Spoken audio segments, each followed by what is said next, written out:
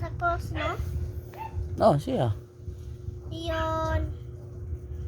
Nahulog na po siya. Gitabangan siya sa mga kuan. Oh, istorya to ang siya mag-kuan ganyan.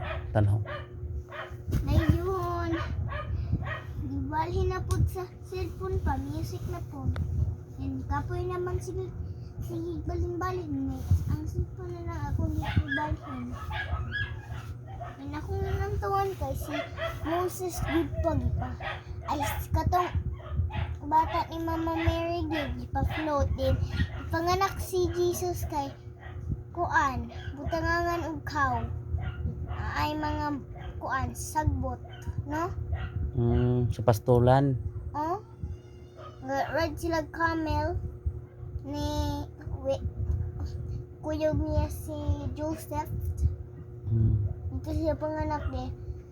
Naay dili pa. Natulog si Mary pa. Natulog siya. Naay angel man ikuan. Ang angel pa, dear Mary, naay baby boy na mo. Ayun, kita silang Joseph pag next month then giingnan niya si Joseph og naay baby boy na sila. And happy kay si Joseph ning akto sila sa Bethlehem. Bethlehem. Oh? Dito siya dito gipanganak si Jesus nang dagan kay sagbot. Katong giingon nimo. Ba? Ya ugma mo tanan po ka.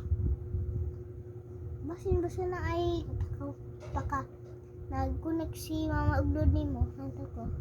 Video game karon pa morning. Kay na ay load si mama katong gakuan si gapa load si mama nimo. Hanay mo dira. Dian, kakiptura ako story. Then gipa kuan naman kong mama.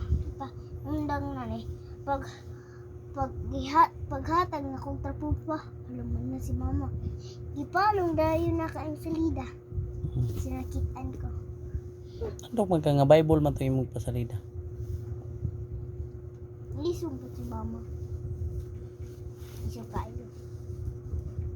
Mamunal gani basta dili mahilamtan. Mamunal gani basta dili hilaptan. Wala kong kapabiyag. Mamunal gani. Dili pa buyag.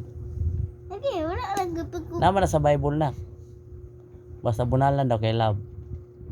Nga, lagi. Nasa Facebook. Nasa Facebook?